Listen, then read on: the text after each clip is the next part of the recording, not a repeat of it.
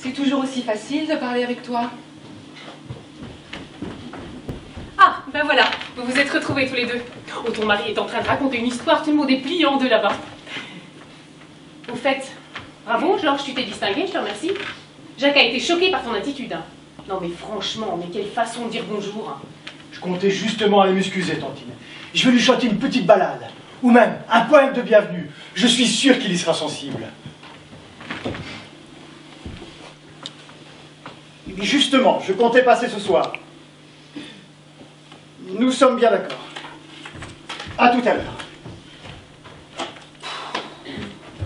Putain, il faut chier, il me lâche pas. Hein. Ça fait 2 fois aujourd'hui. Une fois chez moi, une fois ici. Hein. C'est oppressant, hein. Le climat devient très lourd. Et qui il? Ça ne te dirait rien. Bon, écoute, Martine, malheureusement, l'heure n'est pas aux explications. C'est très simple. Il te faut de l'argent. Je ne te le fais pas dire. Il me faut au moins 5000 francs dans les minutes qui viennent. Avec 5000, je les endors. Hein. Enfin, je les assoupis, disons. Oui, je me suis mis dans une sorte de merdier, si tu veux. Oui, bah, je vois pas ce qu'il y a de changé. Tu seras toujours dans une sorte de merdier. Hein. Oh, écoute, mais ne sois pas si définitive, Martine. Tu passes ton temps à dire toujours ou jamais. Tu ne sais dire que ça. On ne peut pas parler avec toi. Tu généralises. C'est une erreur, hein, je te l'ai dit 1000 fois. C'est pénible à la fin. Ne condamne pas les gens d'avance. On a plusieurs chances dans la vie, non? On a vu des revirements bien plus spectaculaires. Tiens, peut-être qu'un jour, c'est moi qui te prêterai de l'argent ce jour-là, mais tu seras bien contente de me trouver sur ton chemin. C'est la dernière fois. Oh, merci, Jacques. C'est tout ce que tu as, de toute façon.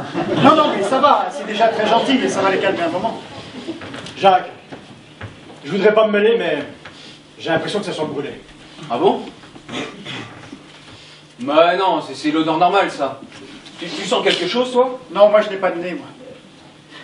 Pas au sens propre, évidemment, comme tu peux le voir, j'ai un nez, mais j'ai un odorat à peu près nul. Et est-ce que j'éteins? Moi, je sais pas, je pourrais éteindre, mais est-ce qu'il faut éteindre là? Vous croyez, vous?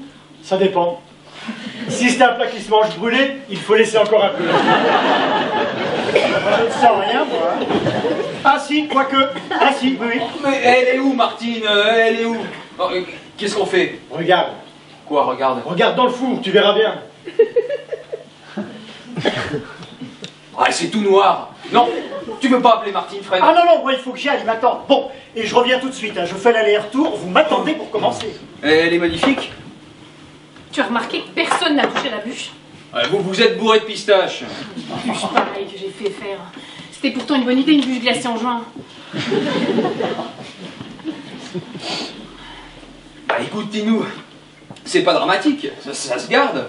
Ah non, mais c'est toujours la même chose. Il y a trop d'entrées, on a les yeux plus gros que le ventre, alors on achète. Après ceci, je vais faire cela, et puis ça finit comme ça, quoi. On n'a plus faim. Non, mais il y avait beaucoup trop de petites entrées. Et puis vous êtes bourré de pistaches avant de dîner. Et je vous ai prévenu 1000 fois, hein. Je te l'ai dit et je l'ai dit à Georges au début de la soirée. Ah non, ne me parle plus de Georges, je peux plus supporter, il m'exaspère. Je lui trouve tous les défauts. Rien n'est jamais assez bien, personne n'est jamais assez honnête pour lui. Moi j'en ai par-dessus la tête de ces airs de supériorité. Hein. Comment Partouzer? Non, c'est des conneries, évidemment. Bon, enfin, il est très en verve, comme on dit, hein. C'est de la haute voltige. Hein. C'est bien simple, les femmes sont complètement sous le charme. Les hommes aussi. Sauf Charlotte, qui a l'air d'avoir l'habitude. Le quotidien, ça use énormément, j'ai l'impression. Alors elle, c'est plutôt des signes de tête du genre « Ah oui, je la connais aussi, celle-là ».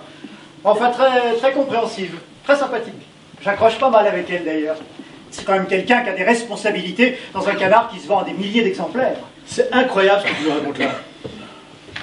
Et donc les femmes, sous le charme? Voilà. Surtout la tienne et la mienne. Dis donc ta femme, bah, si je peux me permettre, hein. Quel morceau! Elle a l'air gentille, elle fait quoi? C'est une pute. Ha! Très bien. C'est exactement ce que je pensais. Quoi, professionnel? Ben, non, normal. Une bonne note la prochaine fois. C'est pas fatigant d'être toujours mieux que les autres? Quand je t'ai connu il y a 10 ans, c'était exactement la même chose. T'étais tout seul sur ton petit rocher, avec la vérité suprême sous le bras, rigide, intraitable. Puis 10 ans après, je te retrouve à la même place et le monde est toujours aussi lâche et corrompu, si j'ai bien compris. Tu crois pas qu'on a déjà entendu cet air-là? C'est le seul que je connaisse.